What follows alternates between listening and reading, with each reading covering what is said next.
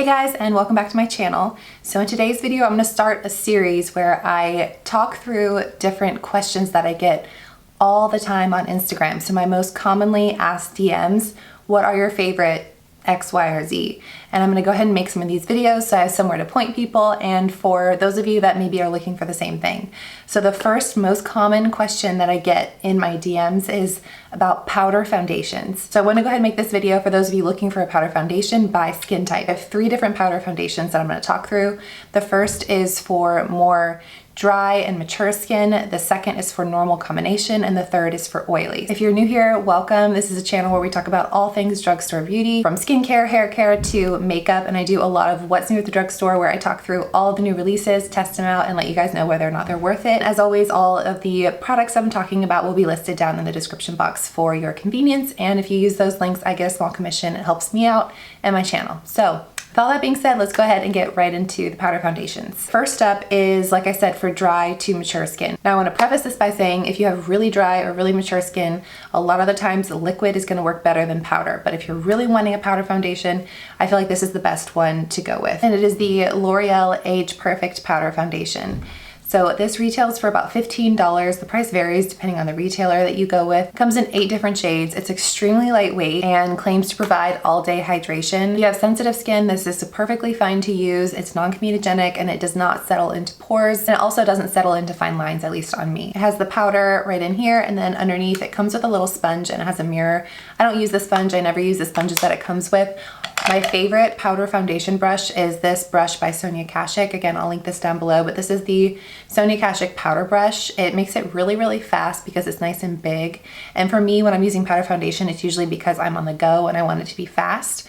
So this checks that box. It's also really dense. So if you use this with like a regular powder, you can apply a little bit too much, but with a powder foundation, you can apply the perfect amount. So highly recommend this brush just across the board for all 3 of these powder foundations. I also love this for setting your makeup, setting your foundation. If I want to add more coverage, this is going to add more coverage without adding cakiness to my skin because it is so lightweight and it's not going to settle into my liquid foundation and make it look really heavy like some other powders can do. I have mine in the shade 310 Nude Beige. I feel like I could have gone a little bit darker. I think if I purchase it again, I would go either with Natural Buff or Golden Sun, depending on the time of year. Probably the Natural Buff for when I'm self-tanned. But so again, great powder foundation, but also a great setting powder to add coverage. All right, moving on. And the reason I felt ready to make this video finally is because of this foundation. This is for normal to combo skin, which is the category that I fall into.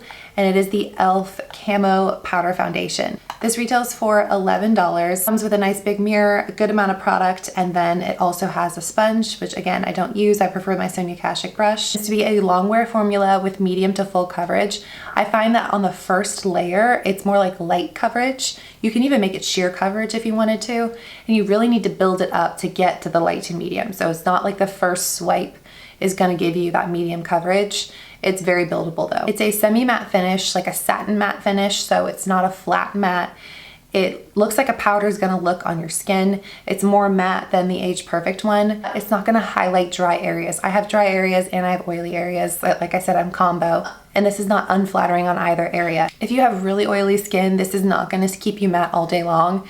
It's not a super mattifying powder. That's what I like about it. I like that it still looks skin-like. Even if I have to blot throughout the day, I don't want a matte powder foundation because I feel like that's where it can really age your skin and make your skin look a lot drier than it is, especially this time of year. This is non-comedogenic and it comes in a lot of shades. If you go to their website, it comes in I think 30 different shades. But if you go to Target or Ulta, their websites, for some reason, there's not as many shades currently on those sites. But if you can't find your shade on one of those retailers, go to e.l.f.'s website and they have all of the shades you could possibly need. I have mine in the shade Light 280N. If I were to repurchase this, I would go with the warm shade. I went neutral because I was worried that the warm would be too orange, but this ended up being actually a little bit too pink. A beautiful, beautiful foundation for normal to combo skin.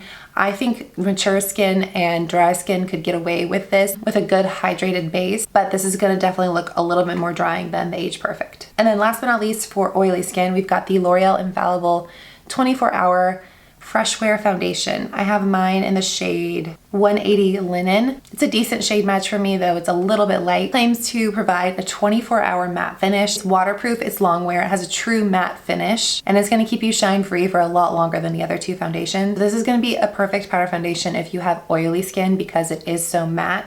If you have really dry skin and you go in with this, or if you have really mature skin, you go in with this, it's gonna look cakey, it's gonna look chalky, because it almost needs that oily skin in order for it to look its best. It's one of those foundations where right when you put it on, when I had super oily skin, right when I put it on, I was like, okay, this is really matte. And then about 2-3 hours into wear time, it looked really fresh, it looked really great, and it lasted on me all day. It's one of those foundations that gets better with time as it kind of mixes with the oils on your face. But if you're not going to be producing those oils throughout the day, it's going to stay that flat matte look all day long and kind of suck out any of the moisture that you do have. So that's why I think it's really important to choose your powder foundation based off of where your skin ends up by the end of the day, so you know where you need to start. If you end up super oily at the end of the day, you need to start super matte. Even if it looks a little bit too matte in the beginning of the day, by the end of the day or a few hours in, it's going to look great. And then same with like the L'Oreal Age Perfect. If it looks a little bit too luminous at the beginning of the day, by the end of the day, your dry skin's gonna kind of be soaking up any moisture that it can find. You wanna start out as hydrated as you can. So I wanted to keep this video short and sweet. Those are, in my opinion, hands down the best powder foundations you can buy at the drugstore. If you don't buy the right one for your skin type, it's gonna be one of the worst ones you've ever tried. If someone with dry skin bought this, they'd be like, that's terrible. If someone with really oily skin bought this, they may not like it. So again, I hope you guys found this video helpful. Let each other know and let me know down in the comments below what powder foundation has worked for you, what you love. I know with summer coming up, a lot of people are on the search for something easy, something lightweight, and something that's gonna last all day on sweaty, sweaty skin. So thank you guys so much for watching. If you wanna see more of these quick best of videos, let me know in the comments below. I'm already planning on doing an updated like tinted moisturizer BB cream best of video because I know that's something that I get asked a ton, especially as summer rolls around. But if you have any others you'd like to see, let me know. Thanks again for watching, and I will see you guys in my next one. Bye.